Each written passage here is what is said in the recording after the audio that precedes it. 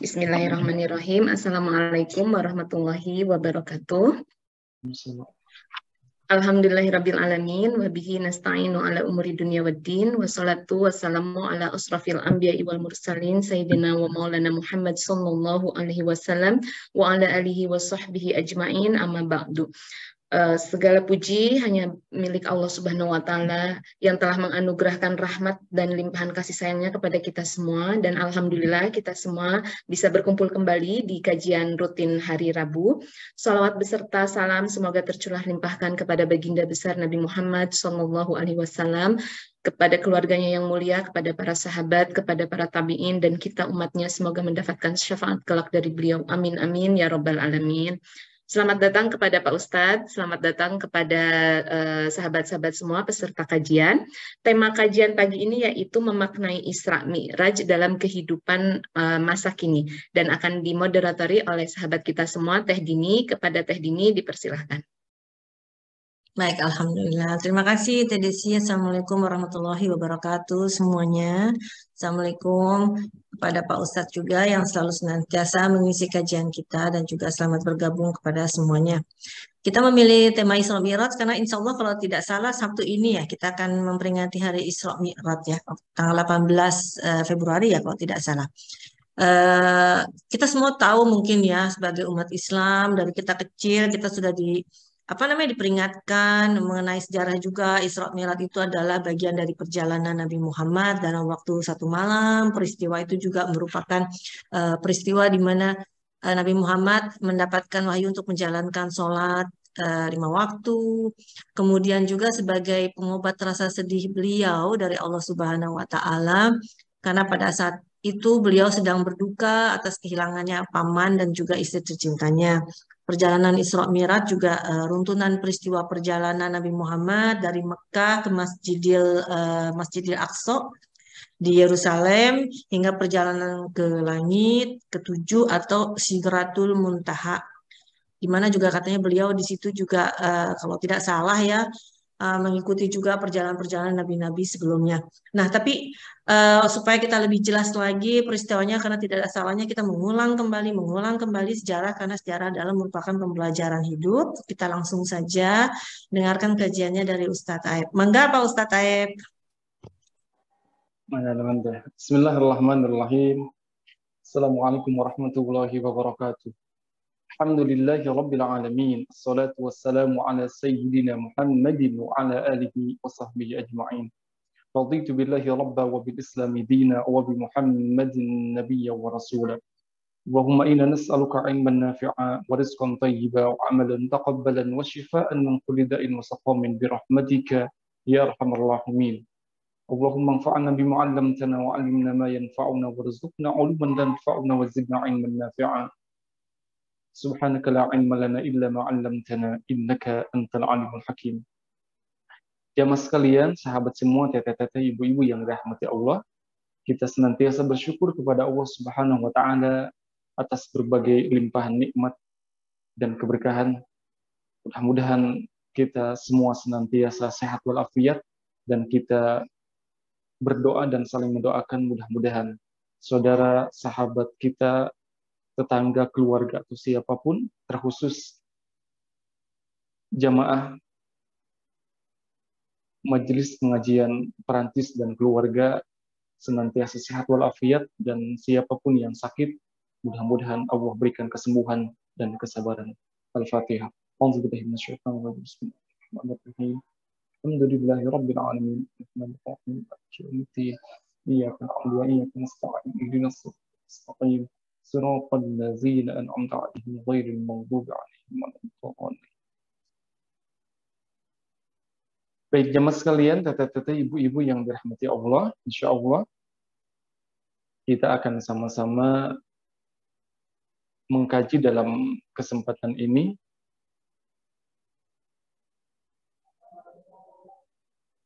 sebuah tema yang akan kita bahas terkait memaknai Isra Mi'raj dalam kehidupan masa kini. Isra Mi'raj itu telah terjadi menurut beberapa keterangan ataupun riwayat, memang berbeda-beda pendapat. Ada yang menyampaikan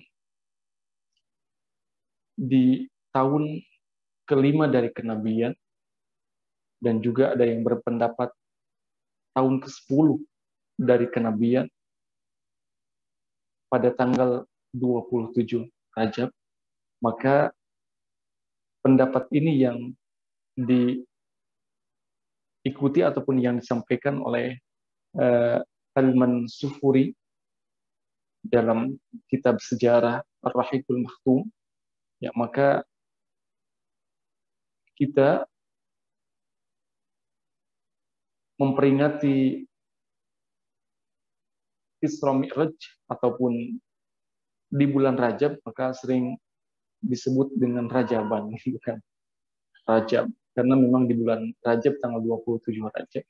Ini pendapat yang berkaitan dengan Isra Mi'raj di tahun ke-10 dari kenabian tanggal 27 Rajab, karena dalam sejarah disebutkan di tahun itu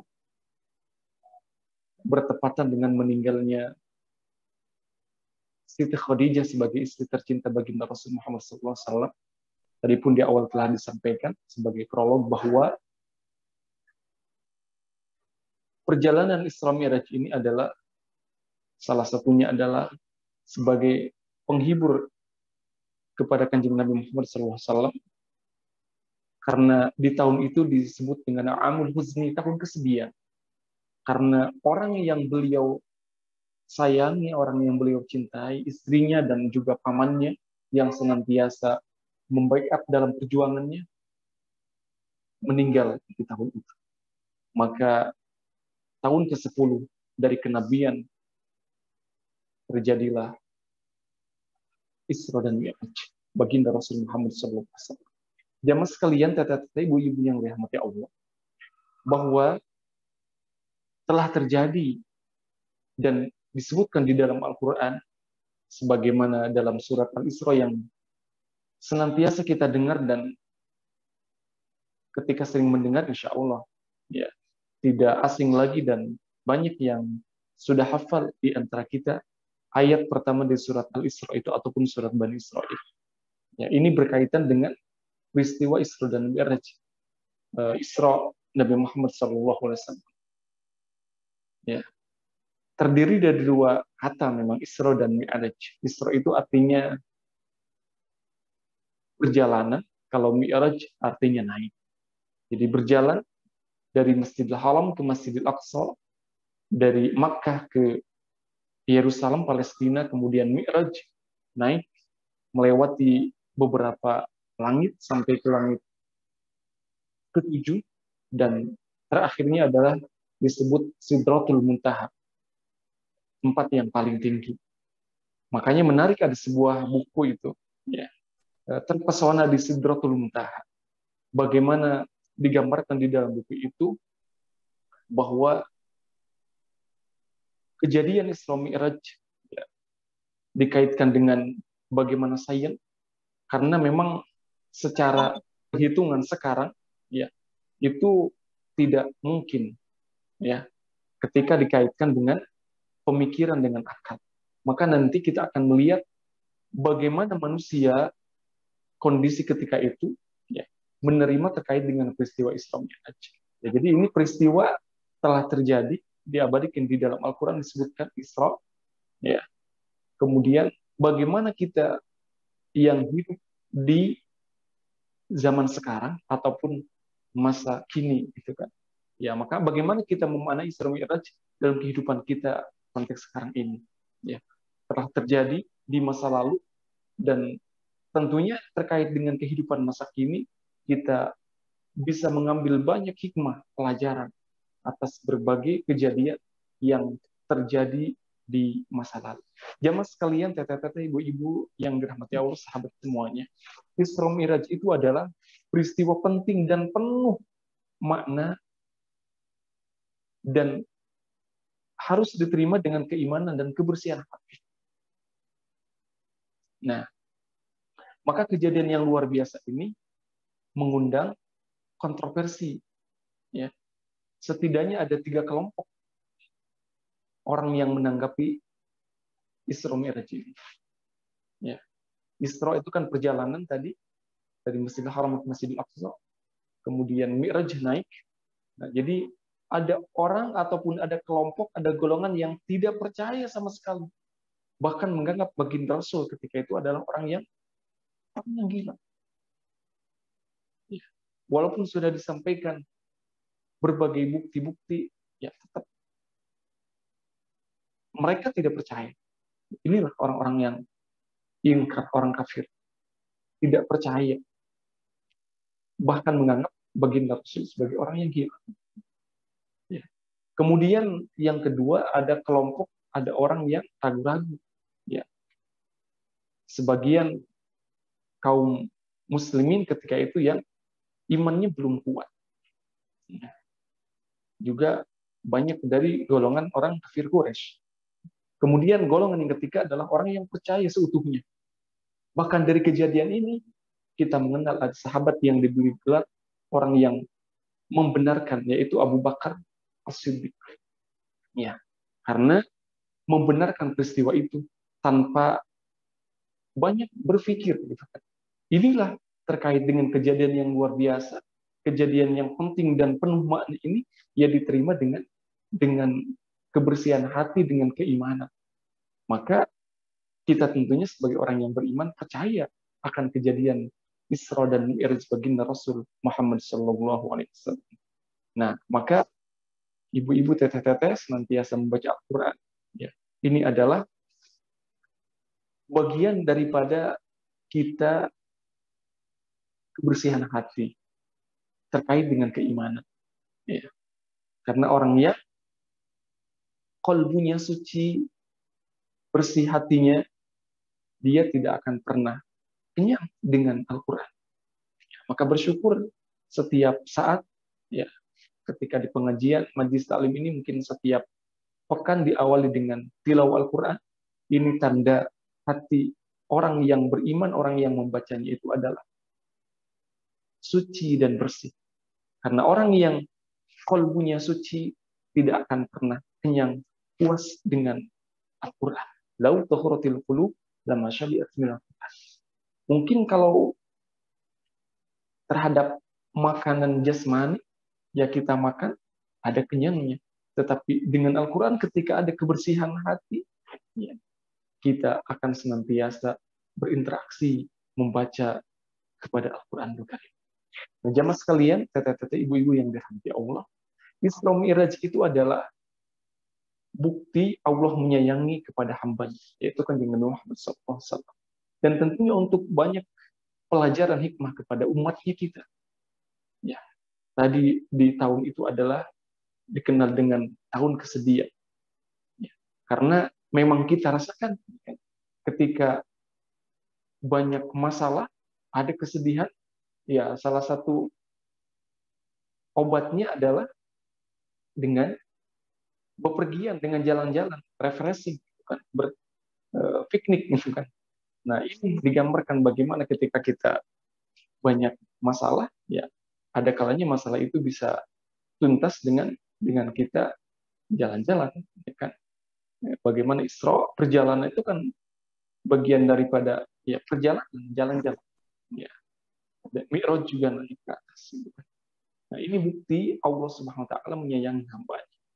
Ya. Bahwa kita tentunya ketika ada masalah tadi, maka di dalam Al-Quran disebutkan fantasyiru fil ardi, bertebarlah, ya, di muka bumi ini, ya, supaya kita memang akan memperkuat keimanan dan juga memperluas cakrawala pemikiran. Nah, kemudian Isra Mi'raj ini juga keimanan meningkat setelah cobaan. Bagaimana keimanan itu ada ujian. Ya, salah satunya adalah dengan cobaan itu keimanan akan semakin meningkat. Makanya dengan adanya peristiwa Isra Mi'raj ini adalah keimanan meningkat setelah cobaan. Dalam artian keimanan perlu sebuah pembuktian kualitas dan dengan cobaan itu akan meningkatkan kualitas keimanannya. Ya. Dan tadi tanggapan orang-orang terhadap Isra Mi'raj itu, ya, ada yang mengimani, mempercayai, ada yang ragu-ragu, ada yang tidak percaya sama sekali. Ini adalah ujian keimanan bagi orang-orang yang beriman tentunya. Nah, kemudian sebagaimana kita ketahui bahwa nanti inti daripada Isra Mi'raj ini adalah adanya perintah sholat. Maka dengan Isra Mi'raj, bagaimana memperbaiki kualitas sholat yang kita lakukan. Ya, kalau kuantitasnya kan sudah jelas 5 waktu dalam sehari semalam. Dan ini adalah bukti Allah Maha Penyayang kepada hambanya, kepada umat Kanjeng Nabi Muhammad. Karena di dalam beberapa riwayat disebutkan sebelum sholat 5 waktu itu awalnya kan sampai 50 waktu. Ya, kemudian Nabi menerima perintah waktu sholat 50 waktu, kemudian melewati Nabi Musa. Ya, Nabi Musa menyampaikan kembali lagi minta keringanan katanya. Ya, nah ini hikmahnya, yang 5 waktu sholat saja kita ada kalanya melakukannya, apalagi ya kalau 50 waktu. Ya, intinya diperingan dari 50 sampai 5 waktu. Ya, memperbaiki kualitas sholat kita. Karena kalau kuantitas waktu sehari semalam, ya, kita diwajibkan 5 waktu sholat. Dan bagaimana dengan Isra Mi'raj ini? Karena perintah sholat ada ketika Isra Mi'raj, maka bagaimana kita memperbaiki kualitas sholat kita. Kemudian juga Isra Mi'raj terjadi di malam hari. Subhanalladzi asra bi'abdihi laila. Nah, maka setidaknya dari satu ayat ini ada 6-7 penggalan ayat bagaimana kita memahami. Ya. Subhanalladzi asra bi'abdihi lailan minal masjidil haram ilal masjidil aqsa alladzi barakna haulahu linuriyahu min ayatina innahu huwas samiul basir. Subhanalladzi, subhanallah. Maha suci Allah. Jadi bagaimana gambarannya kita menyadari bahwa Allah itu yang maha suci, dan ketika melihat fenomena keajaiban ataupun sesuatu yang membuat kita takjub apapun itu, kita kembalikan kepada Allah Subhanahu. Ya, maka kejadian Isra Mi'raj ini adalah kejadian yang luar biasa, diawali dengan Subhanalladzi, subhanallah, maha suci Allah. Ya, ini memperlihatkan bagaimana Allah maha besar, menunjukkan keajaibannya kepada hambanya lewat Kanjeng Nabi Muhammad SAW. Ya, karena kan terjadi di bulan Rajab. Ya. Ada yang menyebutkan bahwa Rajab itu kan rohnya Rasul, jabnya Jibril. Ya, karena memang Isra Mi'raj ini Kanjeng Nabi Muhammad dengan malaikat Jibril menggunakan kendaraan yang disebut dengan buruk itu kan. Nah, jadi buruk itu adalah dari kata-kata barqun, kilat. Jadi secepat kilat, karena memang perjalanan Kanjeng Nabi Muhammad SAW dari Masjidil Haram ke Masjidil Aqsa itu ditempuh dengan cepat. Nah, kalau menurut perhitungan waktu yang ketika itu, kebiasaan kendaraan yang ditumpangi adalah unta, menempuh perjalanan sekitar 1 bulan lebih. Nah, cuma 1 malam, dan dari sebagian malam lailan gitu kan, tidak penuh 1 malam. Nah, tadi subhanallah, subhanalladzi asra, yang memperjalankan hamba.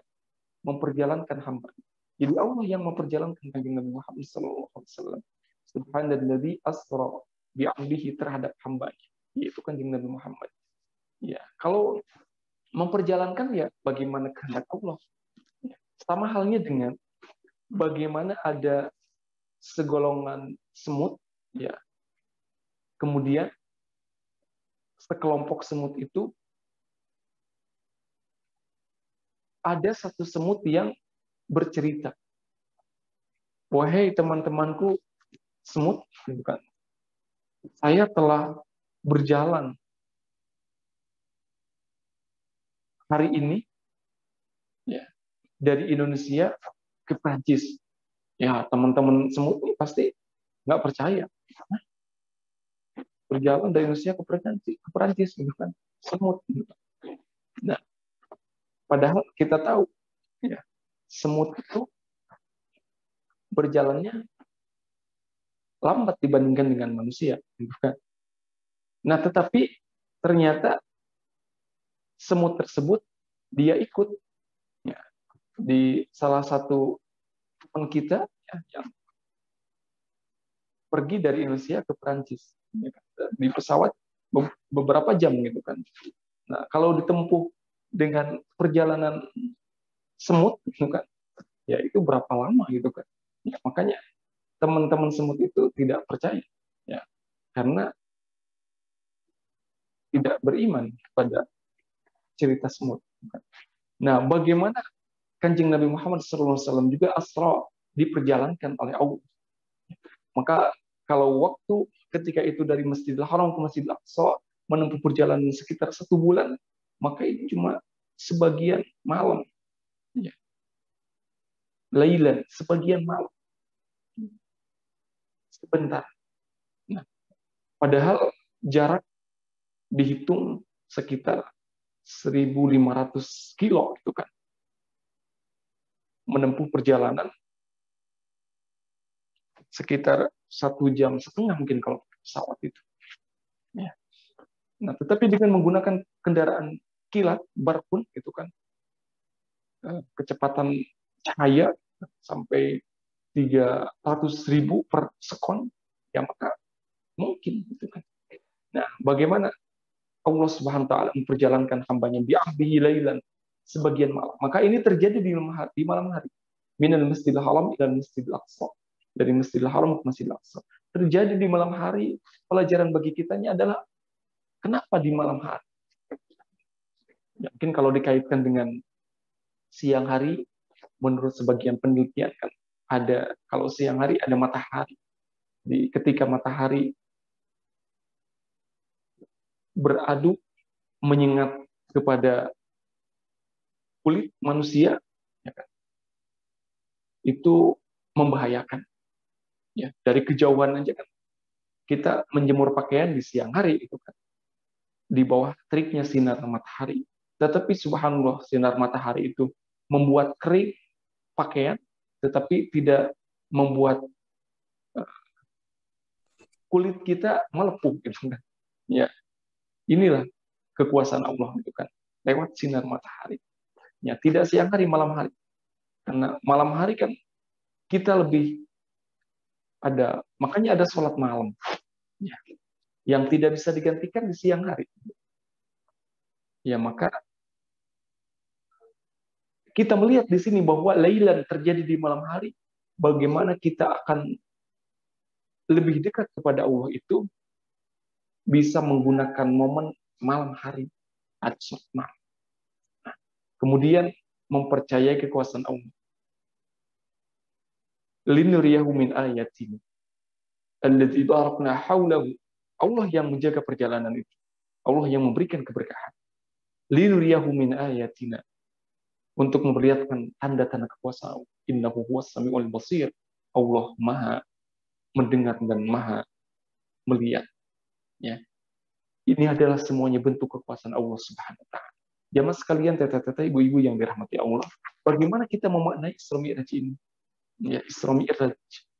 Tadi ayat pertama surat Al-Isra, subhanalladzi asra bi'abdihi laila minal masjidil haram ila al-masjidil aqsa alladzi barakna hawlahu linuriyahu min ayatina innahu huwas samiul basir.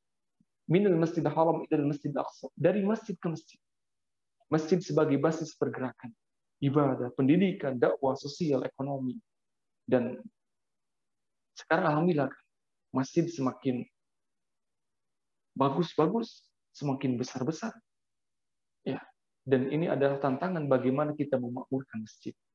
Ya, jadi perjalanan Isra Mi'raj ini minal Masjidil Haram ilal Masjidil Aqsa sebagai gambaran bahwa bagaimana perjalanan itu dari masjid ke masjid. Masjid itu adalah tempat yang mulia, ya, untuk mengingat Allah.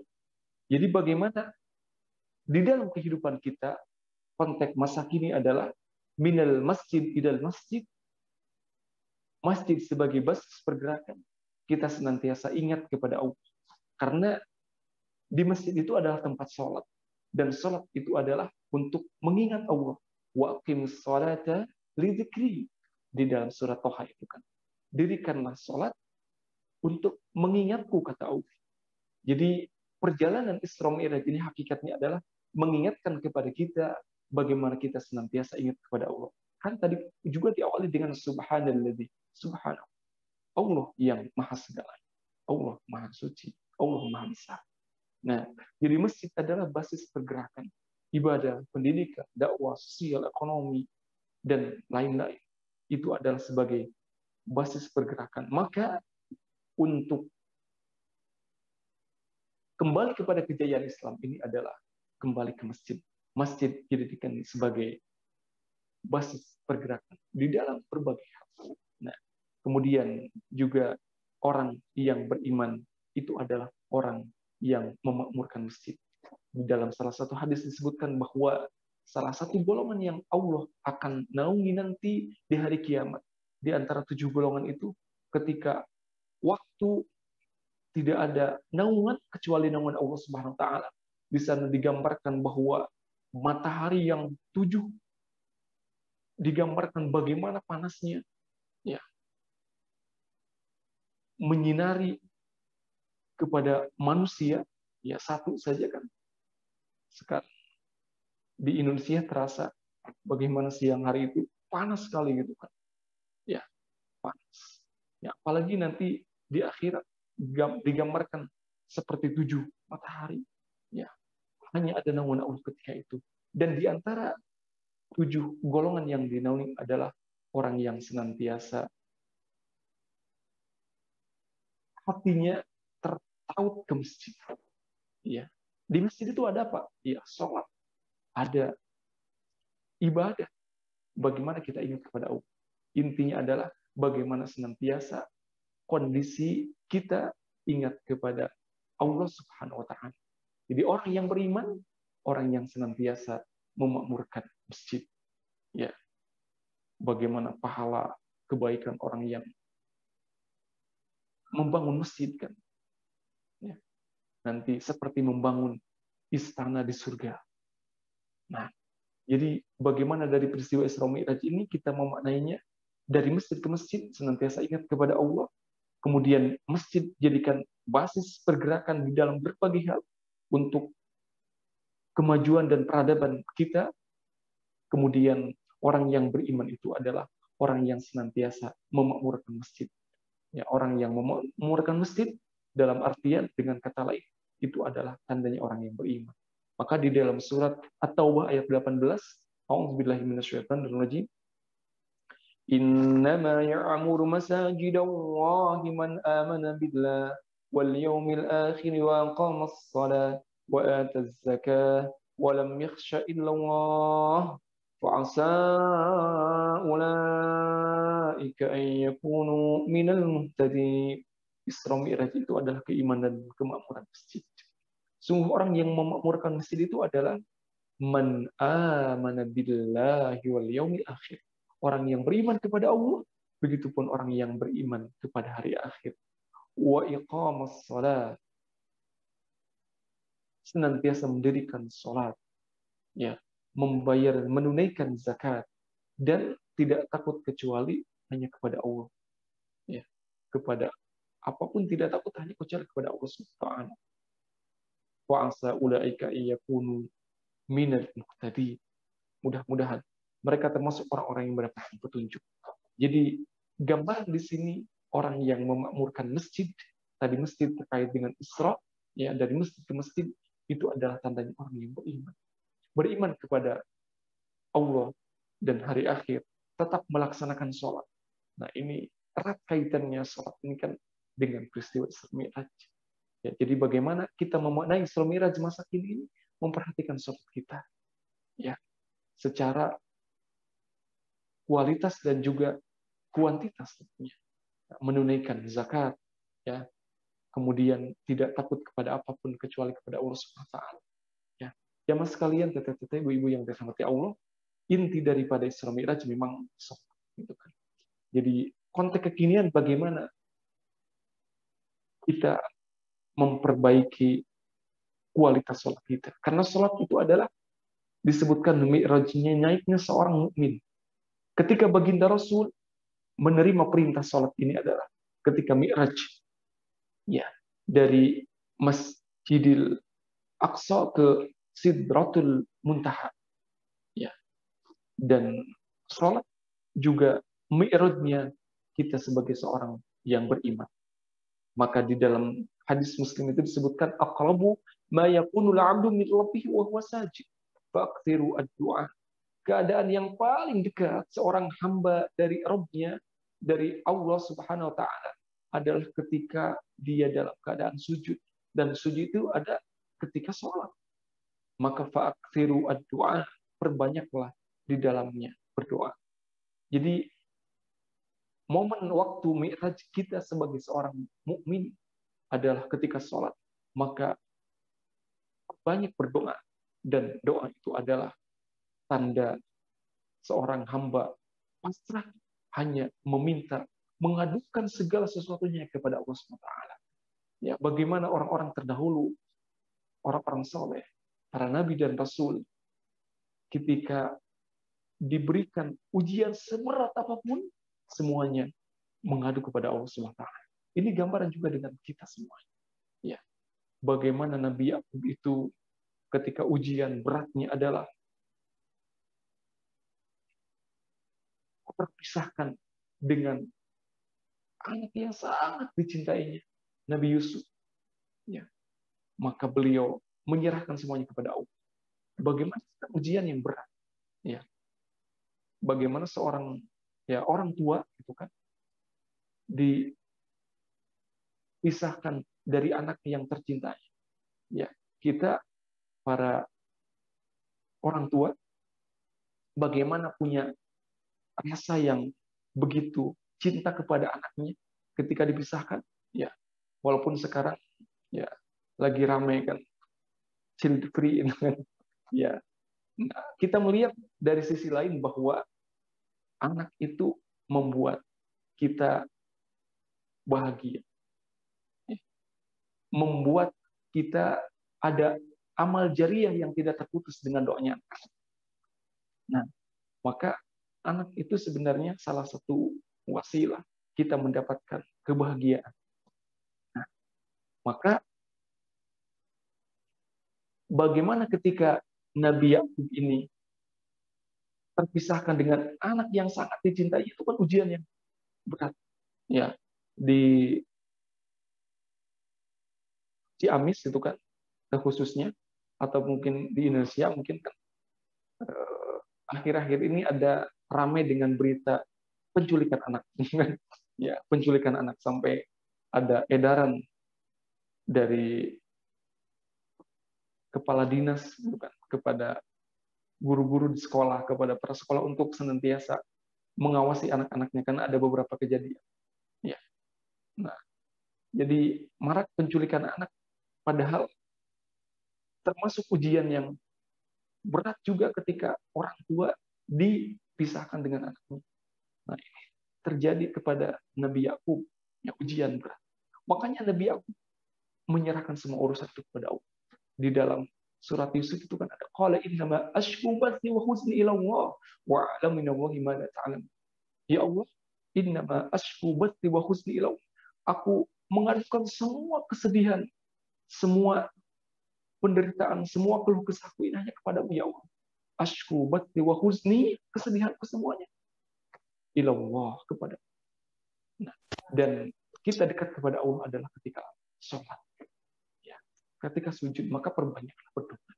Nah, itu esensi daripada sholat adalah bagaimana kita lebih dekat kepada Allah dengan berdoa. Maka di dalam sholat ada sujud, gitu kan. Perbanyak kita berdoa. Ya, terutama kita di sholat yang sunnah, gitu kan. Sholat sunnah diperbanyak, dan perlama kita berdoa di waktu sujud. Ya. Semuanya kita adukan ada masalah apapun kepada Allah SWT. Minta kesembuhan, minta dikeluarkan dari berbagai masalah. Hanya Allah yang maha segalanya.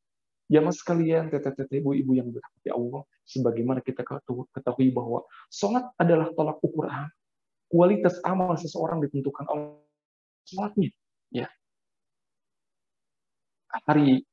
Hal pertama yang akan hisab kelak hari pembalasan adalah sholat. Awwalu ma yuhasabu bihil amru yaumil qiyamati as-shalah. Ya. Dan disebutkan dalam hadis itu, idza saluhat sairu amali. Apabila salatnya baik, maka semua amalnya baik. Jadi salat itu sebagai tolak ukur, dan begitu pun sebaliknya. Wa idza fasada sairu amali. Ya. Jadi orang yang beriman ketika dia meninggalkan kewajiban salat, itu Allah akan berikan rasa ketidaknyamanan. Begitupun sebaliknya.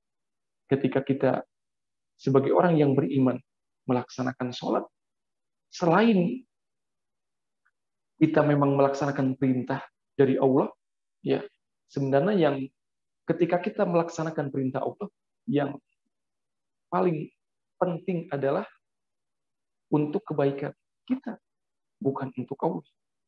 Ya, jadi Allah itu ketika diibadahi ketika disembah oleh seluruh manusia ataupun seluruh makhluk, ya tidak akan menambah kemuliaan Allah. Dan begitupun ketika Allah dimaksiati, didurhakai, tidak akan mengurangi kemuliaan Allah. Jadi ibadah yang kita lakukan adalah semata-mata untuk kita, kan? Maka bagaimana kita merasakan sholat itu sebagai sebuah kebutuhan, keperluan bagi kita, bukan ya hanya sebatas menggugurkan kewajiban. Ini ketika kita sudah bisa merasakan bahwa sholat adalah sebuah kebutuhan, maka sejatinya itu adalah sebagai orang yang telah merasakan bagaimana nikmatnya beramal, bagaimana nikmatnya melaksanakan sholat. Ya, jadi dengan adanya peristiwa Isra dan Mi'raj ini, di dalamnya ada perintah sholat. Bagaimana kita terus memperbaiki sholat kita, dan kita merasakan bahwa sholat yang kita lakukan adalah kebutuhan bagi kita. Nah, jamaah sekalian, teteh-teteh, ibu-ibu yang dirahmati Allah, perbaiki sholat kita, ya, perbaiki sholatnya agar Allah memperbaiki hidup.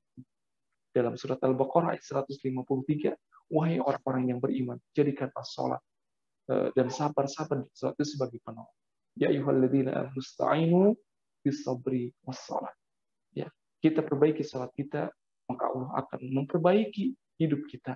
Tentunya kita ingin kehidupan kita itu baik, kehidupan kita yang harmonis. Ya. Maka ketika kita merasakan mungkin di dalam keluarga, dengan pasangan hidup ataupun dengan anak-anak ada ketidakharmonisan, salah satunya adalah kita melihat bagaimana sholat kita. Ya. Ketika hubungan kita harmonis dengan Allah melalui sholat, ya, karena sholat adalah tadi mi'rajul mukmin, naiknya kita sebagai seorang mukmin, ya, interaksi kita kepada Allah, ya, maka hal pertama inilah yang harus kita perhatikan, keharmonisan kita dengan Allah SWT, sehingga keharmonisan kita dengan keluarga, dengan anak, dengan tetangga, dengan orang tua, dengan pasangan hidup, Allah akan berikan keharmonisan itu. Diawali dengan Allah Subhanahu wa Ta'ala. Ya, jadi mari sama-sama kita jadikan sholat yang kita lakukan, sholat yang kita dirikan itu, dan juga kesabaran, karena di dalam sholat perlu sekali kita rasakan kesabaran di dalam melaksanakan sholat. Ya, sebagai penolong kita, maka jadikan sholat dan sabar itu, sabar dan sholat sebagai penolong kita, dan tentunya di setiap waktu kita memerlukan pertolongan Allah Subhanahu wa Ta'ala. Dan terakhir jamaah sekalian, ini doa yang senantiasa kita baca dalam surat Ibrahim ayat 40 terkait dengan sholat. Ya Rabbi ja'alni qimas salati wa min dzurriyyati rabbana taqabbal du'a. Ya Rabbi, Jadikanlah aku dan anak cucuku keturunanku orang-orang yang tetap melaksanakan sholat, mendirikan sholat, muqimus sholat, wa min dzurriyyati, dan juga tadi anak keturunan, ya cucu keturunan, dzurriyyah. Rabbana taqabbal doa, ya perkenankan doaku. Ya, jadi bagaimana ada kaitannya antara Isra Mi'raj dengan sholat, dengan juga membangun generasi yang soleh-soleh. Ya, gambarannya dalam doa ini kita mendirikan sholat bukan cuma untuk diri kita, tetapi juga kita memikirkan amal jariah, ya keluarga kita. Ya, akhir kata mudah-mudahan kita bisa memaknai yang hidup di masa sekarang, yang hidup di masa kini, ya memaknai atas kejadian Isra dan Mi'raj, peristiwa yang begitu bermakna dan penting, ya bagi kita kaum muslimin, ya bagi kita orang yang beriman, sehingga kita bisa memaknai betul-betul dan kita melihat bahwa makna yang paling mendalam daripada Isra Mi'raj itu adalah sholat. Dan sholat senantiasa kita laksanakan sesuai dengan waktunya, dan ini adalah esensi ataupun makna yang terpenting dalam kehidupan kita, karena sholat adalah semata-mata kita menyembah Allah Subhanahu wa taala, dan untuk mendapatkan ketenangan kita itu di dalam sholat. Ya, maka dalam salah satu riwayat disebutkan ketika baginda Rasul memerintahkan kepada muazzin, pada Bilal, ya Bilal, arihani bis sholat, wahai Bilal, istirahatkanlah ataupun berikanlah kenyamanan di dalam sholat. Karena maksudnya adalah Bilal ketika sudah waktu adzan diperintahkan untuk melantunkan azan, azan tandanya datang waktu sholat. Ya, jadi di hadis lain disebutkan bahwa dijadikan kesenangan dan ketenanganku, kata Rasul, di dalam mendirikan sholat. Maka bagaimana kita memaknai Isra Mi'raj ini bisa betul-betul menikmati sholat yang kita lakukan. Salah satunya adalah kita menjadikan sholat yang kita lakukan sebagai kebutuhan, kepentingan yang sangat di dalam kehidupan kita. Demikian teteh-teteh, ibu-ibu yang bisa disampaikan. Terima kasih semuanya. Hasbunallah wa ni'mal wakil, ni'mal maula wa ni'man nasir. Mudah-mudahan kita senantiasa dibimbing oleh Allah untuk mendirikan sholat, juga senantiasa kita sehat walafiat, karena memang dalam kehidupan ini sehat kita bisa menikmati segalanya. Hasbunallah wa ni'mal wakil, ni'mal maula wa ni'man nasir. Assalamualaikum warahmatullahi wabarakatuh. Waalaikumsalam warahmatullahi wabarakatuh. Masya Allah, alhamdulillah. Terima kasih Pak Ustadz Taib atas pencerahannya mengenai Isra Mi'raj. Benar kata Pak Ustadz Taib bahwa memang kita harus selalu mengulang kembali ya Pak Ustadz ya, dan penting gitu. Cuman ya sayangnya mungkin memang kalau di kita nih seperti kita yang di perantauan ini ya, Isra Mi'raj tuh tidak terasa Pak Ustadz. Jangankan Isra Mi'raj, Ramadan pun tidak terasa gitu ya. Dan di Indonesia bagaimana nih Pak Ustadz Aep? Apakah Isra Mi'raj dirayakan seperti zaman saya waktu masih saya kecil gitu, begitu meriahnya gitu, sekolah-sekolah, dan gimana Pak Ustadz kalau di Indonesia sendiri?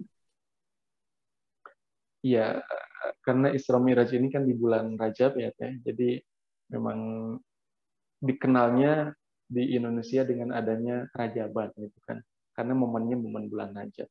Ya, inti daripada Rajaban itu kan di tanggal 27 Rajab memang sudah kelihatan di Indonesia dengan diliburkan masuk kepada libur nasional. Nanti di tanggal 20 di tanggal 18 ya, tanggal 18 itu kan bertepatan dengan 27 Rajab, hari Sabtu. Hari Sabtu itu sekolah kan libur, yaitu untuk memperingati Isra Mi'raj.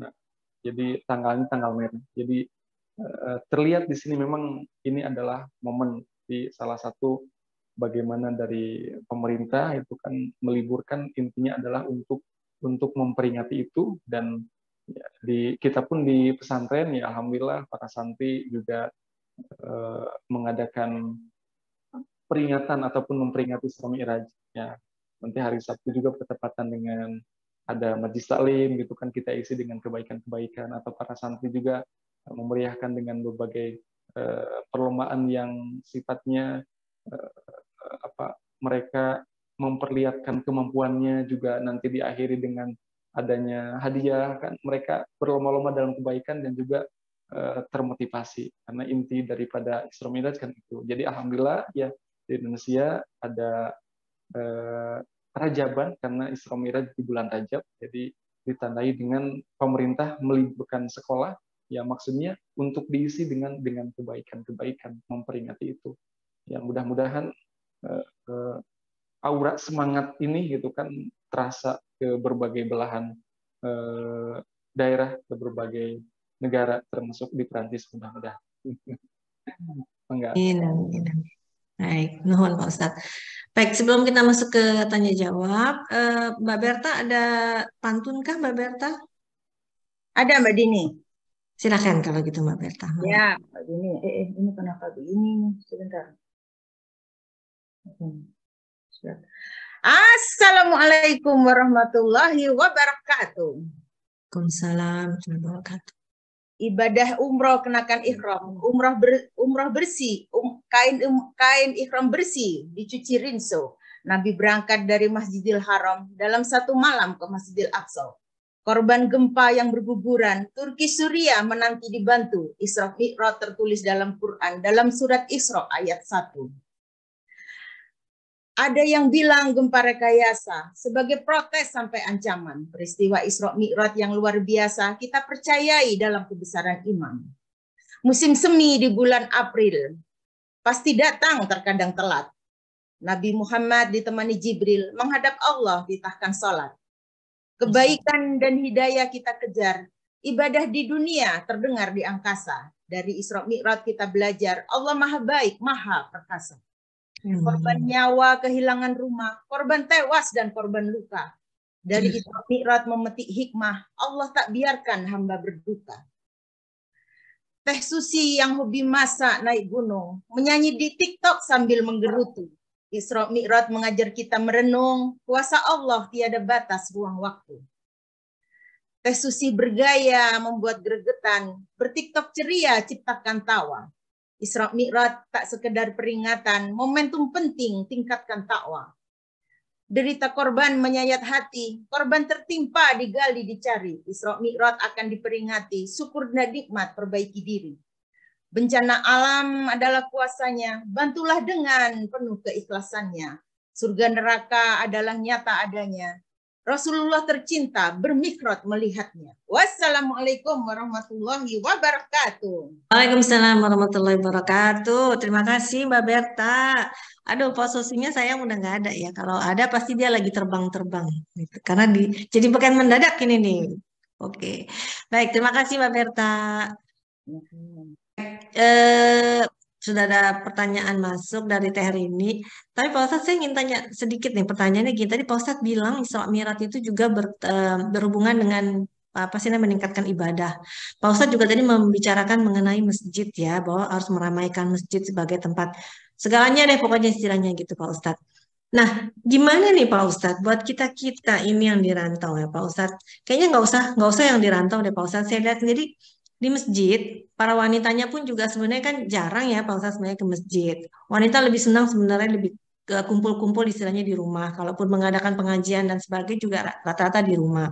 Apalagi bagi kita nih Pak Ustadz yang berada di luar negeri. Khususnya bagi para pria-pria, mungkin suami kita yang mu'alaf pun, kadang mereka merasa gimana ya Pak Ustadz? Merasa kurang nyaman gitu Pak Ustadz. Berada di masjid mungkin lingkungannya, karena mereka di sana kan lingkungannya mungkin masjid Maghriban ya, ada yang berbahasa Maroko, ada yang berbahasa Turki. Jadi kadang-kadang keluhan suami saya itu gitu Pak Ustadz. Kadang dia merasa tidak nyaman gitu, karena mereka semua berbahasa Arab dan dia tidak berbahasa Arab. Itu yang ada jadi diliatin katanya. Seringnya seperti itu katanya gitu Pak Ustadz. Nah pada saat saya ke Maroko pun Ustadz, saya tuh ngelihat banget masjid di sana itu kalau bukan waktunya sholat digembok gitu jadinya. Jadi pada saat saya jalan-jalan ke sana, kita kan pengennya ya pas datang pas lagi mungkin udah selesai ya sholat jamaahnya, pengen masuk masjid tuh rata-rata digembok ternyata Ustadz. Hanya beberapa masjid besar saja yang dibuka, masjid-masjid lainnya tuh dibuka dan imam yang memegang.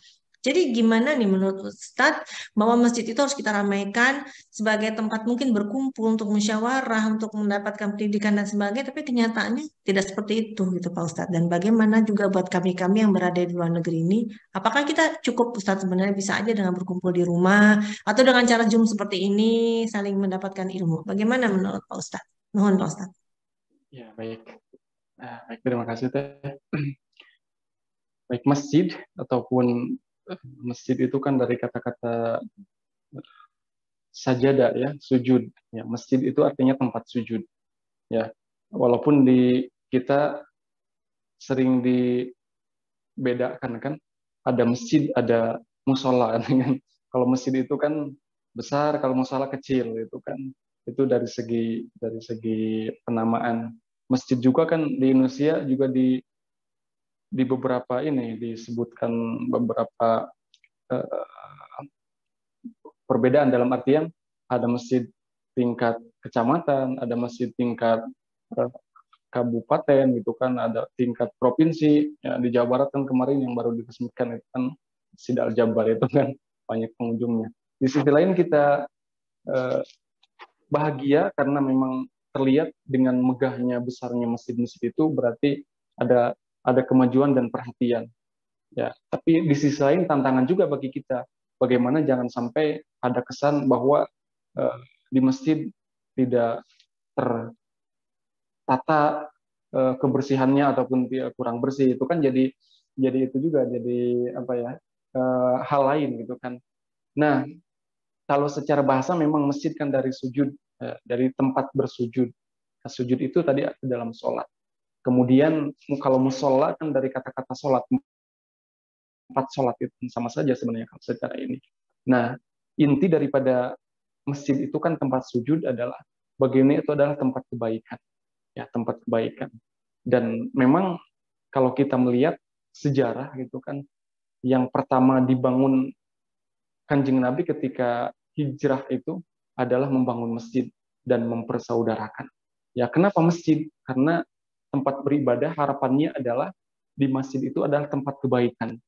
Ya, kan ada kalanya di beberapa tempat sekarang sampai terjadi anak-anak itu takut ke masjid. Ya, karena memang dia trauma, ya kan, trauma.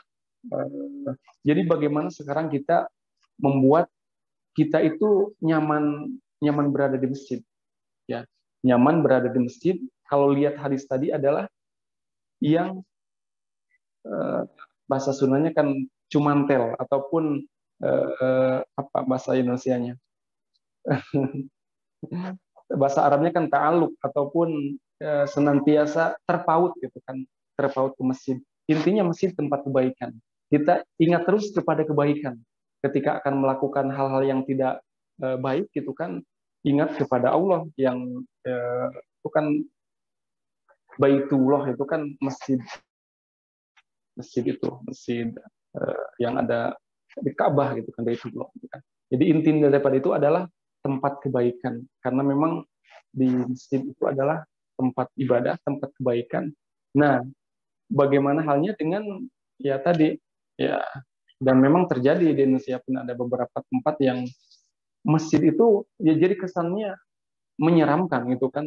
Jadi tadi ya memang mungkin di sisi lain ketika dikunci ataupun digembok itu ya, ketika lihat gemuknya gede-gede kan menakutkan juga gitu kan. Nah, mungkin maksudnya ya untuk ketertiban gitu kan. Jadi mungkin kita bisa melihat dari beberapa hal gitu kan. Ya mungkin untuk ketertiban, karena memang ya ketika sekarang di beberapa masjid dibebaskan gitu kan, akhirnya kotor dan tidak orang sadar ya.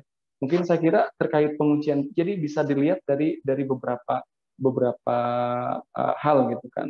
Ada sisi baiknya kalau tujuannya untuk supaya tertib, rapi, bersih, Saya kira perlu juga itu pengunjang-pengunjang kita. Nah, kita juga di pesantren kan, walaupun masjid kan dijadikan sebagai center kegiatan ibadah dan menghafal, ya kita pun batasi kepada santri, tidak boleh selamanya di masjid kan. Tidur tidak boleh di masjid karena ada tempat tidur, makan kan tidak boleh. Jadi bagaimana kita menerjemahkan tadi masjid basis pergerakan itu, ya kita merasa nyaman dan tenang ketika berada di masjid.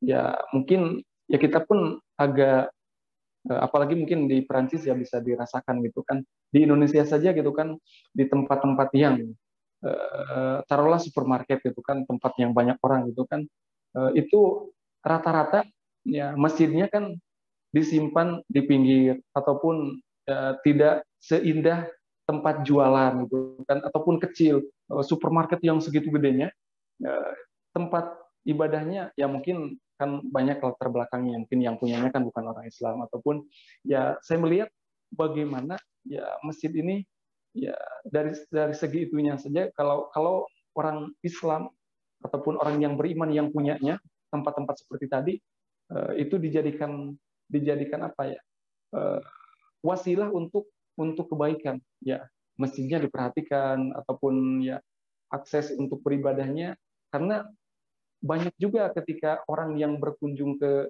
tempat-tempat belanja gitu kan jadi malas sholat karena ketika melihat musholanya gitu kan, airnya tidak ada, itu kan WC-nya juga kotor gitu kan. Nah mungkin memaknai kita masjid masa kini ya seperti itu gitu kan. Jadi bagaimana tempat ibadah itu ya kita merasa nyaman, karena saya yakin seperti itu gitu kan. Jadi orang malas ada kalanya tinggal sholat, alasannya ya saya tadi ke masjidnya ya tidak ada air untuk wudhu, jadi akhirnya nggak sholat gitu kan.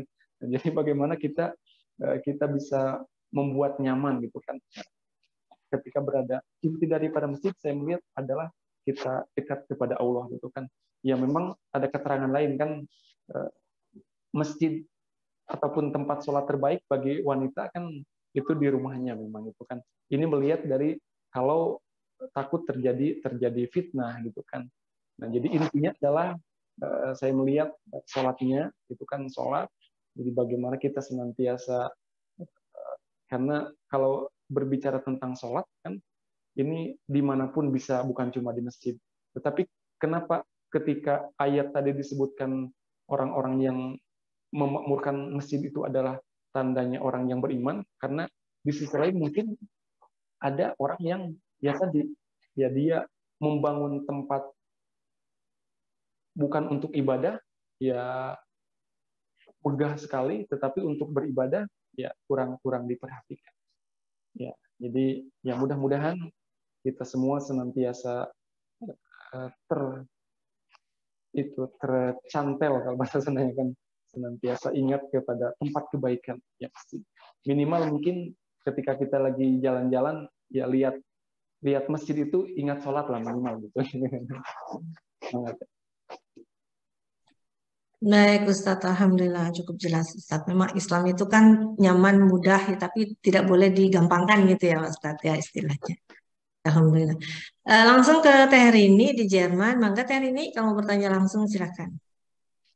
Assalamualaikum warahmatullahi wabarakatuh. Teh, terima kasih kesempatannya Pak Ustadz. Silakan. Saya mau tanya Pak Ustadz, saya itu beberapa kali ditanya sama orang-orang non-muslim Pak Ustadz, juga orang ateis ya, tentang Islam.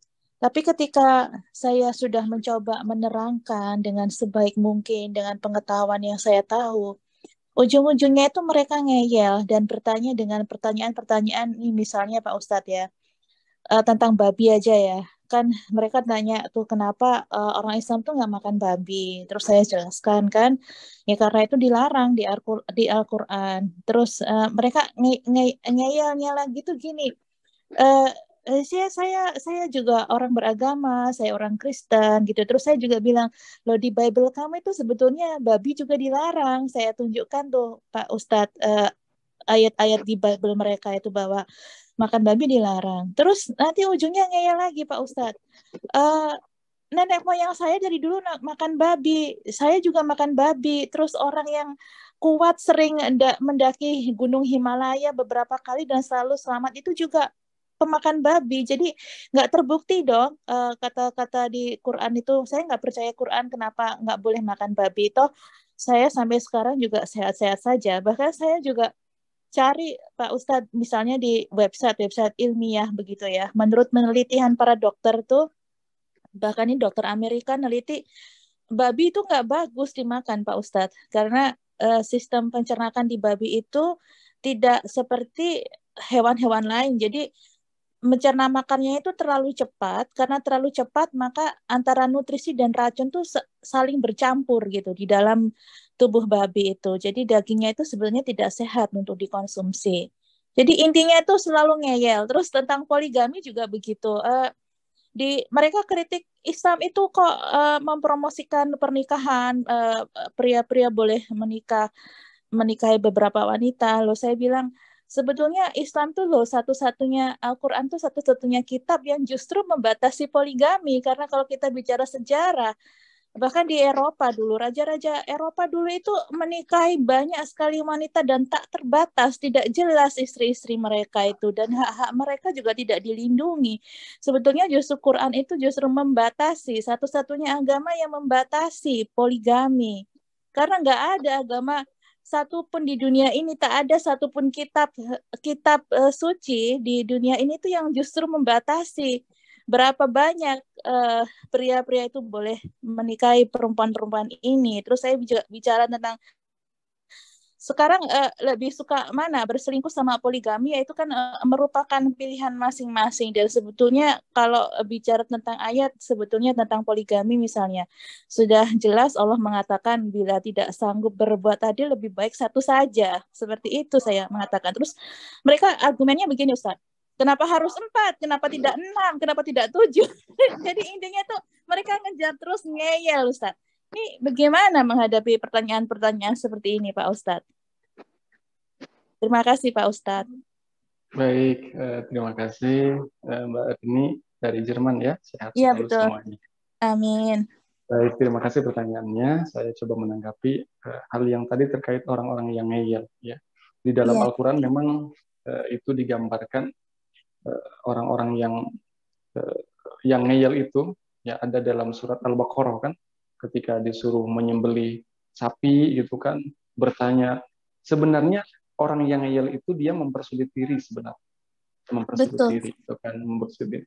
Nah, tadi hal yang diperdebatkan karena memang tidak akan sama ya, tidak akan sama, dan memang sudah jelas di dalam agama kita bahwa terkait dengan babi itu kan. Nah, terkait dengan babi, dan itu ada terkait dengan keyakinan kan, dengan keyakinan. Dan yakin bahwa ketika Allah melarang ataupun ada larangan, itu kita harus meyakini bahwa di dalamnya ada kejelekan. Dan ketika Allah memerintahkan sesuatu, yakin di dalamnya ada kebaikan. Nah, memang jangankan kepada babi ya, sebagian orang Islam saja gitu kan. Ya, kemarin kita di Majlis Salim itu menghadirkan pemateri, putrinya Pak Pembina, Pak Profesor Dede di pesantren, ya kan, ahli paru gitu kan, Teh Dokter Dewiana itu kan. Nah, beliau menyampaikan bahwa faktor yang membuat sakit terutama bapak-bapak itu adalah rokok, kan. Nah, dan maksud saya adalah di kalangan umat Islam saja gitu kan, melihat kepada sesuatu yang taruhlah dimakruhkan gitu kan, itu mereka yang ngeyel tetap gitu kan. Ya, jadi bagaimana kita tentunya menghadapi orang-orang yang seperti itu, ya tentunya kan kita sesuai dengan kemampuan kita. Ya, karena tadi orang ngeyel itu sebenarnya ya tidak akan ada akhirnya. Nah, terkait dengan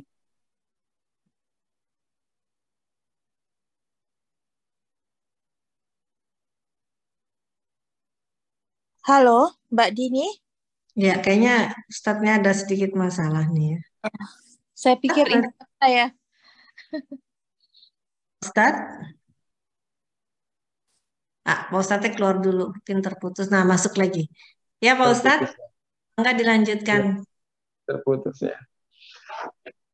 Baik, terkait dengan tadi itu kan dia berargumen, ya emang senantiasa ada argumen gitu kan. Walaupun ya kita meyakini bahwa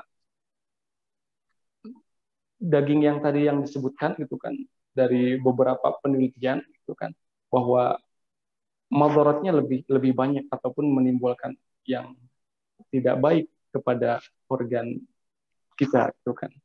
Nah, saya kira terkait hal-hal ini gitu kan diskusikan sesuai dengan apa yang kita bisa hadapi, atau mungkin ada teteh-teteh ibu-ibu yang pernah mengalami hal yang sama nanti bisa berbagi ya. Tapi kalau saya melihat memang di dalam agama kita memang ada hal-hal yang tadi ini sama dengan kejadian Isra Mi'raj gitu kan. Ya. Jadi ada hal-hal yang bisa dikaitkan dengan akal yang bisa dijelaskan. Ada hal-hal yang memang ini imanan gitu kan. Nah, kemudian terkait dengan tadi sudah bagus ditampilkan terkait dengan poligami juga, justru Islam membatasi ya, bahwa di akhir ayatnya kan untuk adil itu satu saja gitu kan. Ya, tadi kalau melihat sejarah bagaimana orang-orang terdahulu yang tidak beriman juga ya istrinya raja kan selirnya bukan banyak gitu kan. Justru Islam hadir dengan membawa solusi sebenarnya gitu kan. Ya, kalau wajar gitu kan kalau dia melihat dari sisi itunya apa karena keyakinannya berbeda itu kan ya ada argumen-argumen yang membuat ya bisa jadi dia di argumen lain tidak bisa menjawab lagi, maka itu jurusnya adalah terus ataupun ngeyel gitu kan. Ya, tapi sekali lagi kita mungkin ya sesuai dengan kemampuan kita. Kalau memang dia tersadarkan dengan pemahaman kita, ya alhamdulillah. Kalaupun tidak, ya itu kita sebatas berargumen dan menyampaikan salah satu wasilah dakwah kita, kan itu akan mendapatkan. Demikian Mbak Rini yang bisa ditanggapi, atau mungkin ada teteh-teteh, ibu-ibu, mangga bila ada yang Terima kasih Pak Ustadz. Jazakallah bisa khair. menanggapi. Sama-sama, mangga. Waalaikumsalam warahmatullahi wabarakatuh. Jadi Pak Ustadz sebenarnya kalau ada orang yang gitu, kita harus gimana ya Pak Ustadz? Berarti kita cukup menjawab secukupnya yang kita tahu, kemudian setelah itu terserah gitu ya Pak Ustadz ya, daripada menjadi suatu apa mungkin diskusi atau apa gitu ya kali Pak Ustadz ya. Perdebatan atau perselisihan gitu Pak Ustadz. Jadi tinggalkan saja. Gitu. Baik. Iya, Baik Pak secukupnya Ustadz. saja. Mangga, Cukupnya saja ya. Baik. Baik, pertanyaan berikutnya. Assalamualaikum warahmatullahi wabarakatuh. Ini datang dari Teh Aletin Arak. Di mana ini Teh Aletin ya? Tinggalnya ya. Menanyakan ada di Turki. Oh, Masya Allah. Oh, bagaimana keadaannya di Turki? Di mananya di Turkinya, Teh? Di bursa. Oh, baik, di bursa. Saya belum pernah itu. Kayaknya udah pernah saya pergi ke bursa deh kayaknya. Lupa, soalnya udah lama saya ke Turki. Tempat nyebrang dari Istanbul. Oh iya benar, berarti saya udah pernah ke sana. Betul, nyebrang. Betul, betul. Baik, pertanyaannya adalah puasa Isra Mi'raj karena ada teman yang melakukan. Oh, apakah mungkin ada puasa Isra Mi'raj karena ada teman yang melakukannya? Bagaimana Pak Ustadz? Ya, puasa Isra Mi'raj. Jadi mungkin melihatnya kepada ini ya, kepada Isra Mi'raj itu kan di bulan Rajab ya, di bulan Rajab. Jadi lihat kepada bulan Rajabnya. Bulan Rajabnya, bulan Rajab itu termasuk kepada bulan-bulan yang diharamkan. Maksudnya bulan yang terpilih, itu kan ada 4 bulan, itu kan Dzulqa'dah, Dzulhijjah, kemudian Muharram, kemudian itu kan 3 bulan berturut-turut. Yang satu lagi adalah bulan Rajab. Ya. Jadi ketika melaksanakan kebaikan di bulan haram itu, ya karena dulu bulan haram itu kan tidak boleh ada peperangan itu kan, itu kebaikannya dilipat gandakan. Begitupun ketika melakukan, nah salah satu kebaikan adalah puasa itu kan, puasa. Jadi puasa Isra Mi'raj itu tidak ada secara penamaan khusus puasa Isra Mi'raj itu kan, ya karena momennya Isra Mi'raj itu di bulan Rajab, ya. Bulan Rajab termasuk kepada bulan yang haram tadi, ketika melakukan banyak kebaikan, ya salah satunya puasa adalah kebaikan, maka lipat gandakan kebaikannya, ya. Dan itu di bulan Rajab, gitu kan.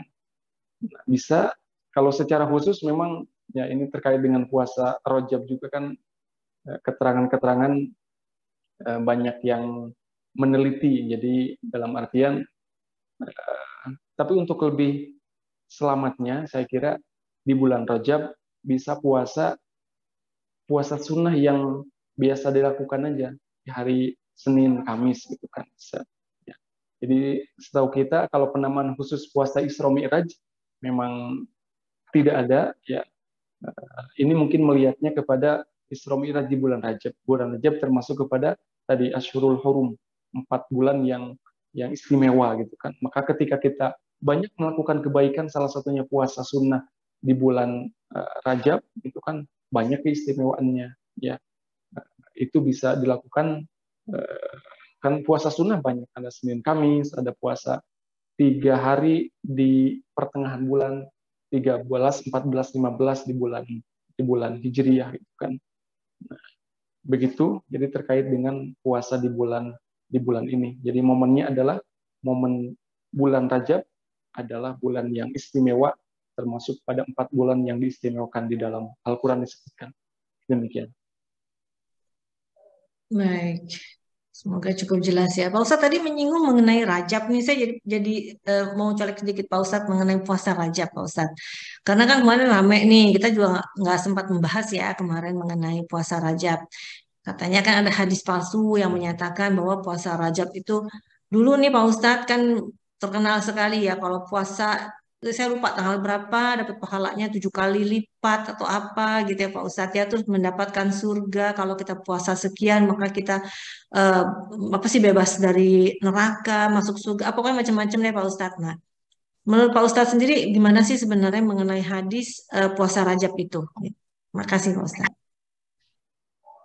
Ya baik, terima kasih Teh. Memang di dalam keterangan hadis itu, ya ada yang menyebutkan setelah dilihat, ya saya pun coba kemarin melihat hadis-hadis yang berkaitan dengan Rajab itu kan ada sekarang dimudahkan, ada aplikasi, ya, ada Maktabah Syamilah. Ya kalau dikumpulkan itu mungkin satu ruangan ukuran 7 meter ke 8 meter buku semuanya penuh. Ya kalau di Maktabah Syamilah cuma 2 giga gitu kan, bisa dilacak semuanya di sana. Sekarang makin canggih memang, aplikasi memudahkan kita itu. Nah, memang beberapa keterangan terkait dengan puasa Rajab, ya, ada, ya kebanyakan memang ya hadisnya dhaif, lemah gitu kan. Ya dhaif ataupun lemah, bahkan ada yang tadi palsu. Kalau palsu lebih mengerikan karena ya palsu gitu kan. Ya, kalau lemah masih bisa diamalkan itu kan, beberapa pendapat menyebutkan kalau hadis. Nah, salah satu ciri hadis palsu itu adalah dia bertentangan sebenarnya, bertentangan dengan kebaikan. Nah, kalau dilihat memang hadis-hadis terkait dengan ya tadi Rajab itu banyak yang lemah gitu kan. Lemah itu kenapa? Dalam ilmu hadis itu kan ketat sekali kan. Jadi ada yang meriwayatkan, ada isi daripada hadisnya gitu kan. Nah, ini dilihat sekali bagaimana yang meriwayatkannya. Harus ketat sekali. Kalau ada di antara yang meriwayatkan itu orang yang suka berbohong, ya nanti bisa jatuh hadisnya gitu kan.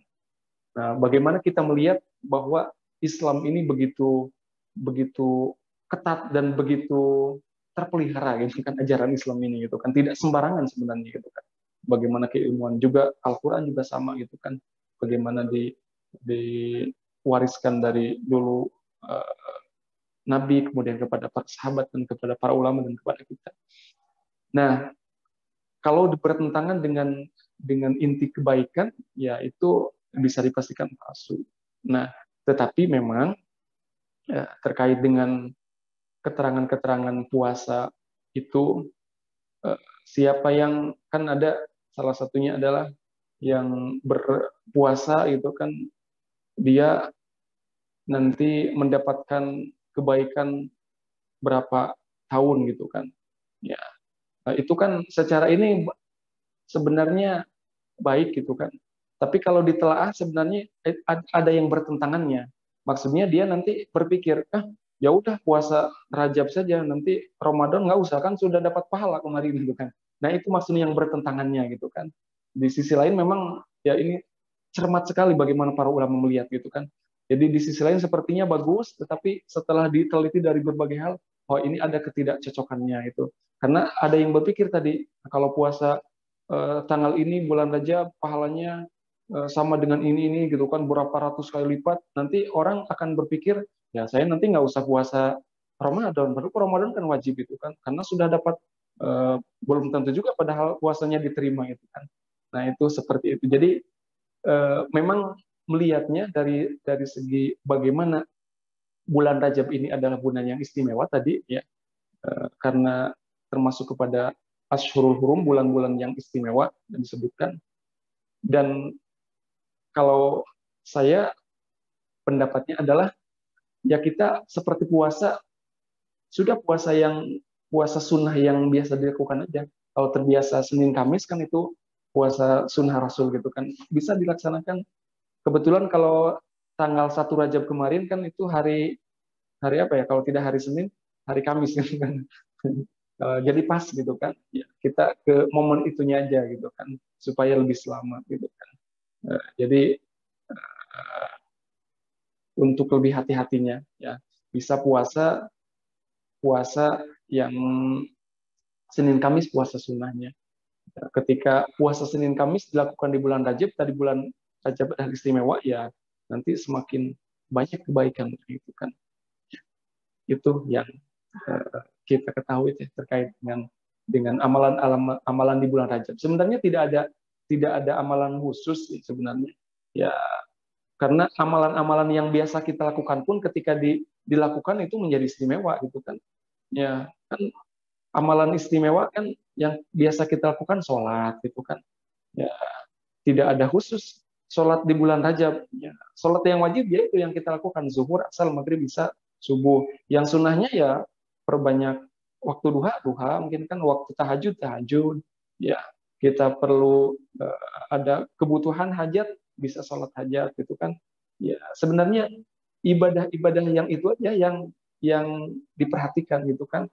Nah ketika momennya di bulan Rajab itu jadi istimewa karena ya waktunya gitu kan. Kalau ibadah tadi sholat Rajab ataupun tadi puasa Isra Mi'raj, puasa Rajab, ya saya kira secara khususnya memang tidak ada, tetapi karena momennya di bulan itu makanya menjadi istimewa karena tadi dilipat gandakan semakin banyak pahala, tentunya pahala Allah yang Maha Tahu. Jadi amalan-amalan yang bisa kita lakukan ya bisa dilakukan, dipertahankan gitu kan kebaikannya. Puasa juga sama gitu kan. Puasa wajib kan tidak ada bulan Rajab kecuali bagi yang punya kodo gitu kan, ibu-ibu teteh-teteh yang masih punya utang ya kesempatan nih Rajab masih ada. Ya Rajab nanti Syaban biasanya sudah nggak terasa gitu kan. Ya mungkin ini pengingat sebenarnya, pengingat juga bagi yang punya utang puasa wajib kan kodo gitu kan. Itu kan bisa ditunaikan di bulan Rajab gitu kan. Semakin banyak pahala kebaikannya. Jadi itu, jadi puasa juga sama ya. Puasa bisa kita lakukan, ya tidak ada puasa wajib bulan Rajab kecuali ya puasa yang punya utang ataupun punya qadha ataupun yang nazar gitu kan. Ya selainnya adalah itu sunnah. Ya bisa kita lakukan di hari Senin ataupun hari Kamis gitu kan. Ataupun tadi 3 hari di pertengahan bulan Komariah. Ya. Demikian Teh. Baik Ustadz, terima kasih termohon.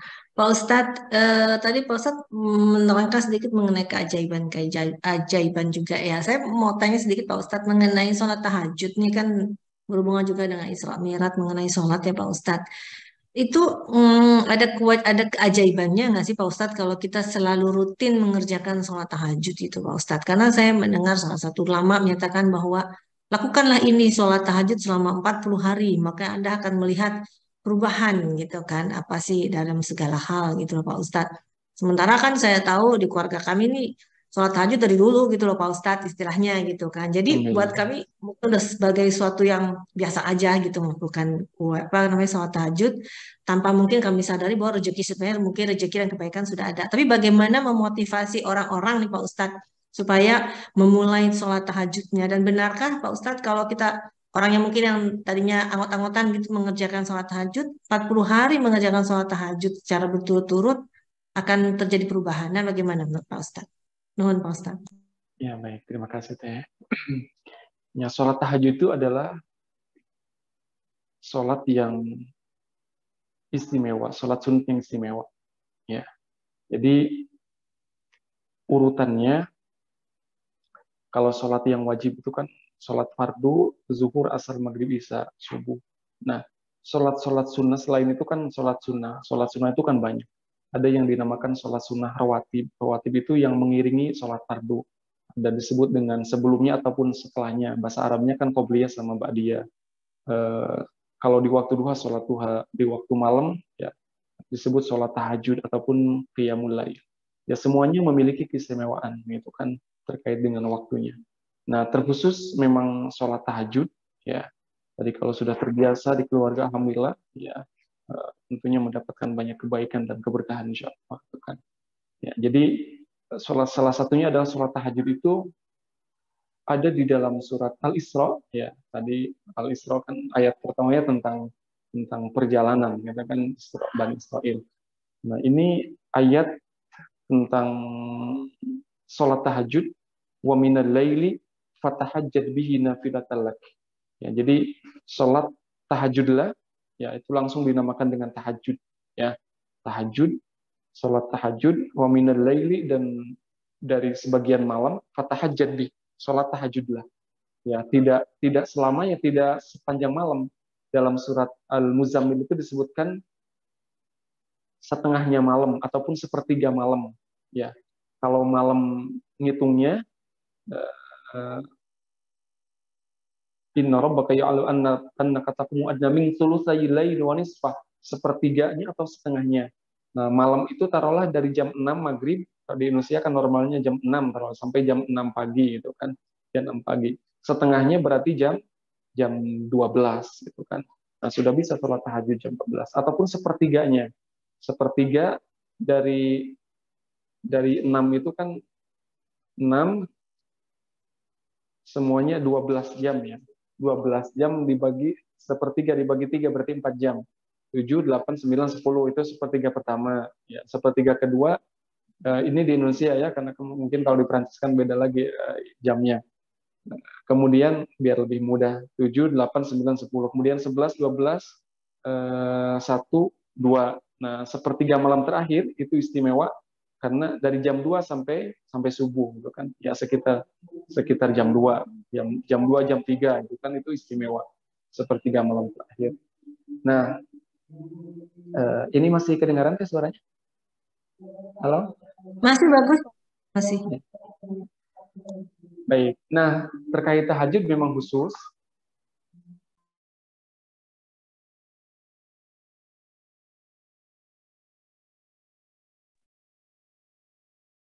Nah, ini mute. Pak Ustadz?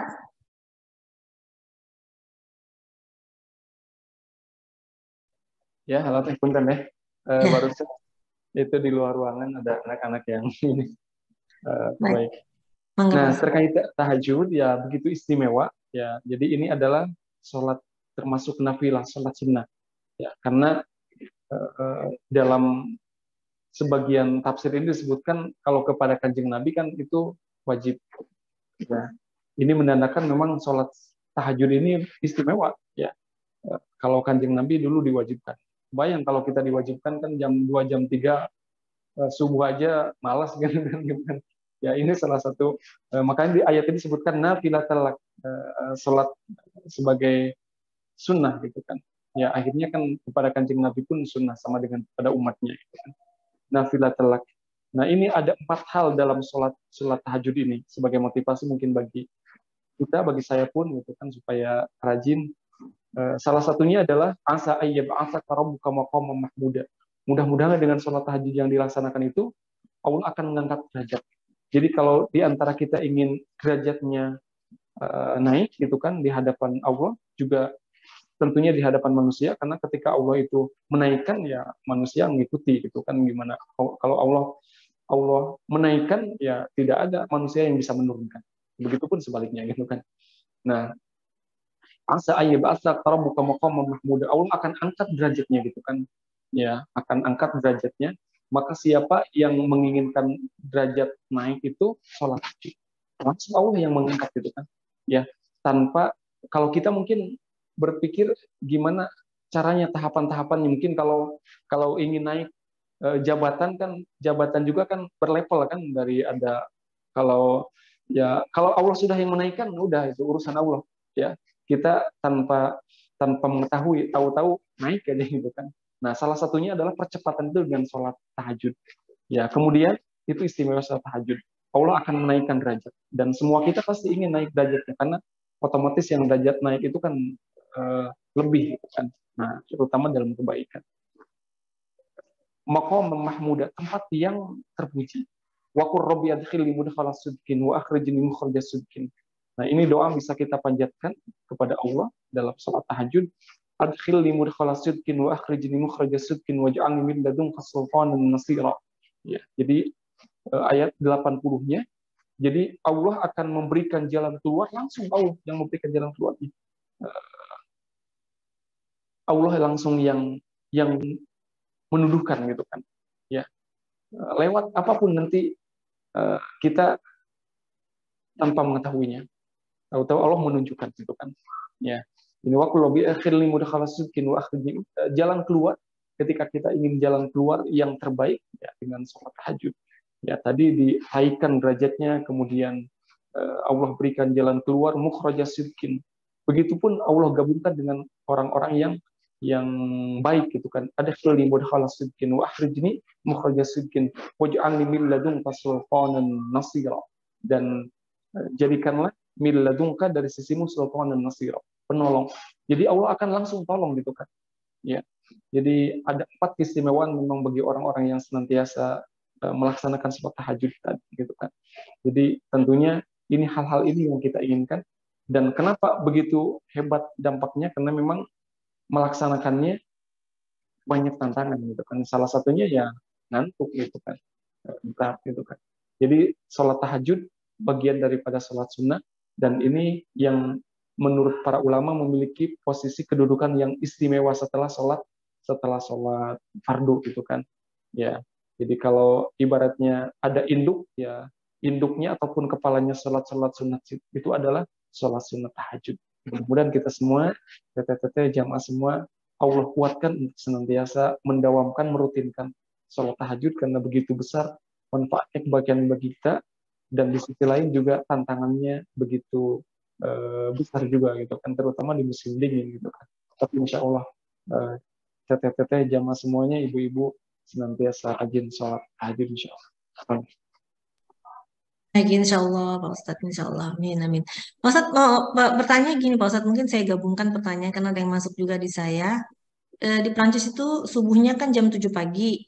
Kalau tahajudnya jam 5, apakah bisa? Kemudian ada yang juga yang bertanya Pak Ustadz, tahajud itu bisakah witirnya 1, tahajudnya 2? Nah, itu yang biasa saya lakukan Pak Ustadz, kalau saya udah ngantuk banget atau buat jaga-jaga, biasanya habis sholat isya sunnah terus saya witir 1 kali ya Pak Ustadz ya. Kalau udah capek banget takutnya nggak sempat tahajud gitu kan.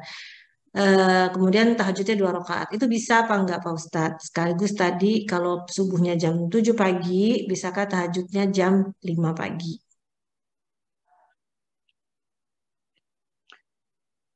Ya baik, terima kasih. Subuh jam 7, kemudian tahajudnya jam 5 ya sebelum subuh gitu kan.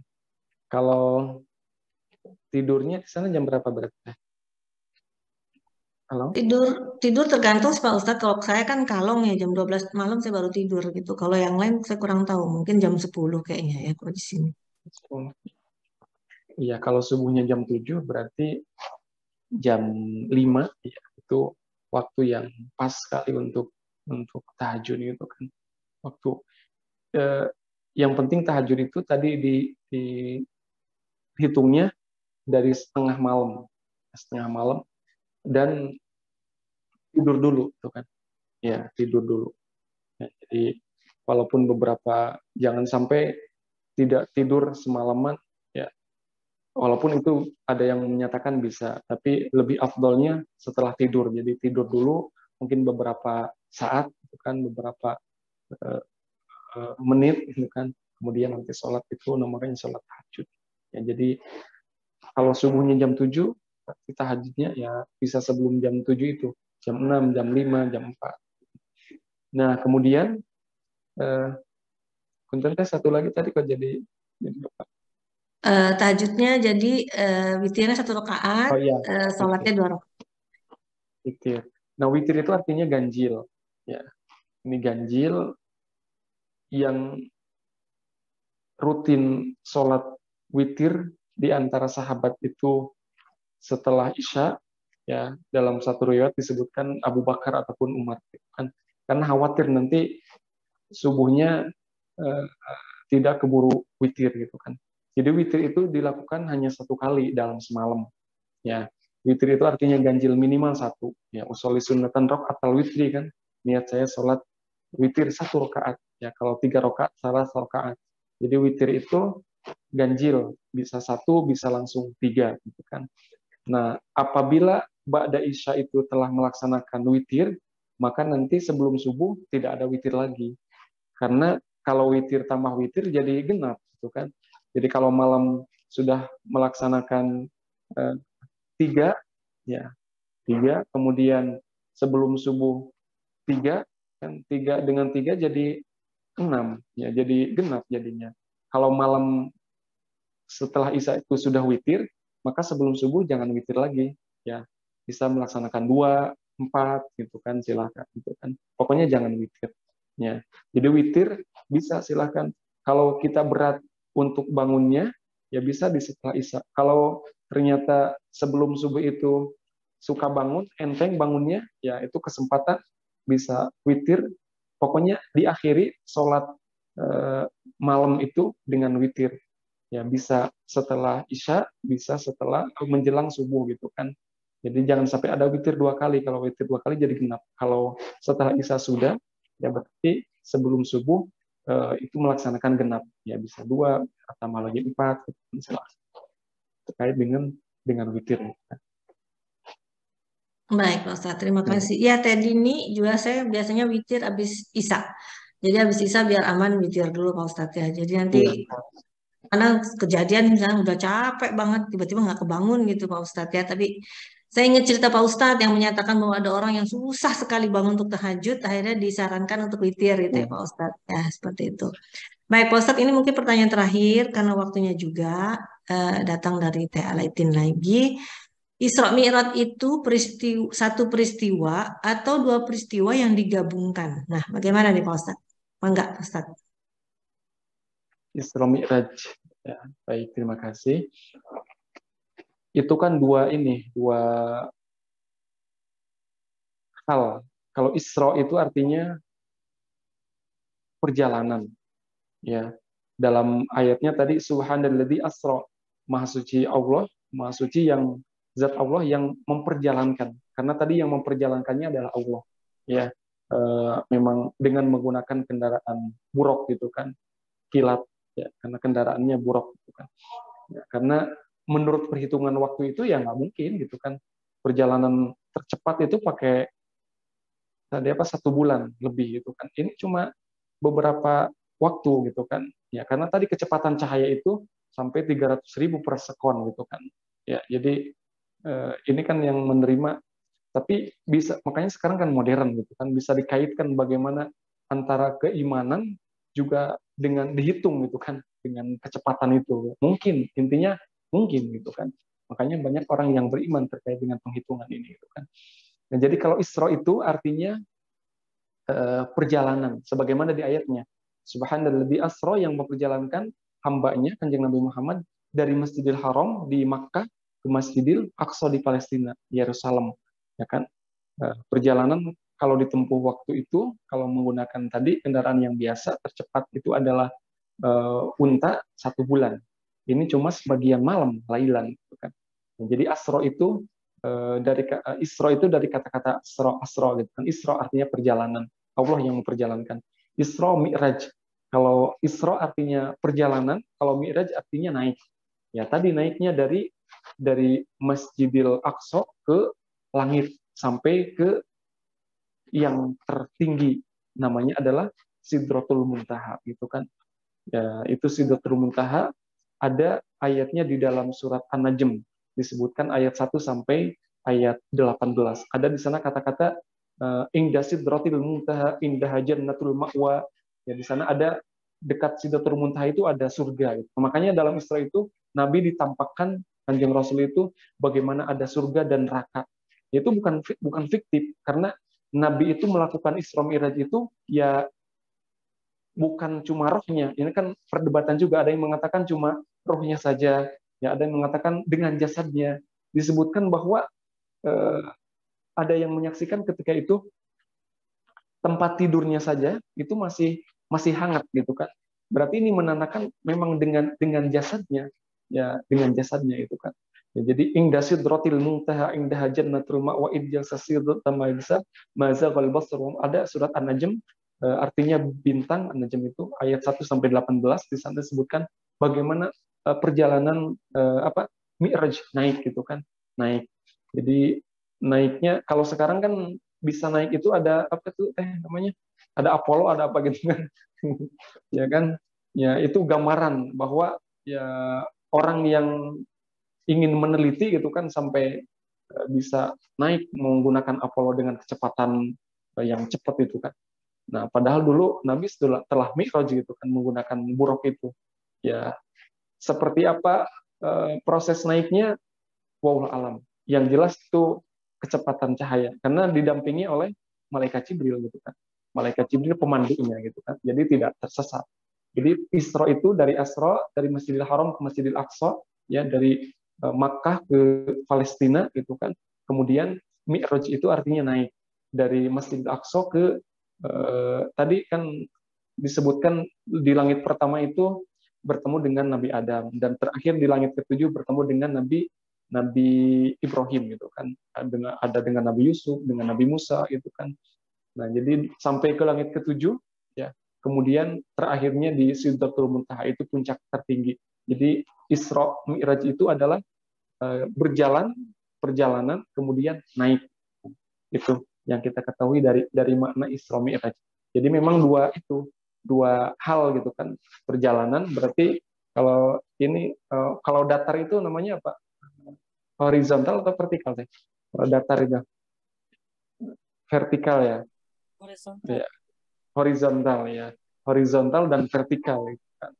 Jadi datar kemudian naik gitu kan. Isra dan Mi'raj gitu kan. Itu yang kita ketahui. Enggak. Baik, Pak Ustadz, cukup jelas. Pak Ustadz sudah menjawab tadi penasaran saya karena ada yang menyatakan tadi yang pergi itu hanya rohnya. Ternyata sudah langsung Pak Ustadz jelaskan di sini. Baik, Pak Ustadz, waktu juga akhirnya yang memisahkan kita, Pak Ustadz. Minggu depan itu adalah kajian tertutup ya, Pak Ustadz. Kita akan membahas mungkin di kajian tertutup mengenai kitab yang sudah menyatakan takdir. Itu kalau nggak salah itu pertanyaan dari Teh Rini ya kalau nggak salah waktu itu ya. Nanti kita akan bahasnya di kajian tertutup. Baik, Pak Ustadz, sekali lagi atur nuhun pisan, barakallah. Terima kasih atas pencerahannya. Silakan kepada Teh Desi untuk menutup kajian ini. Saya mohon maaf lahir batin bila tadi ada kesalahan. Wassalamualaikum warahmatullahi wabarakatuh. Waalaikumsalam warahmatullahi wabarakatuh. Terima kasih banyak Pak Ustadz untuk ilmu dan pencerahannya. Mudah-mudahan menjadi ilmu yang bermanfaat untuk kita semua. Amin amin ya rabbal alamin. Untuk terakhir mungkin Pak Ustadz bisa memberikan nasihat atau kesimpulan dan juga doa sebagai penutup kajian. Terima kasih Pak Ustadz, silahkan. Baik, terima kasih. Kesimpulannya tadi telah disampaikan oleh Mbak Berta ya, luar biasa lewat pantun itu. Beliau memiliki keistimewaan yang luar biasa, bisa menyimpulkan lewat pantun, ya kan, hebat sekali. Kan. Dengan kejadian Isra Miraj ini, ya, dan tidak akan terulang, kita hanya bisa mendapatkan hikmahnya dan terus mendapatkan kebaikan-kebaikan. Maka judul kajian saat ini hebat sekali, saya kira judulnya gitu kan.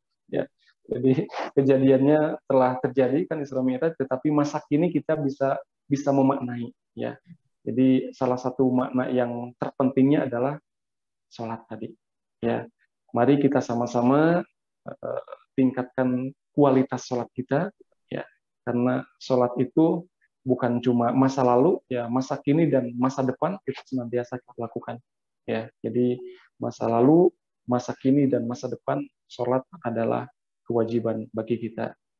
Terima kasih semuanya. Mudah-mudahan senantiasa sehat walafiat.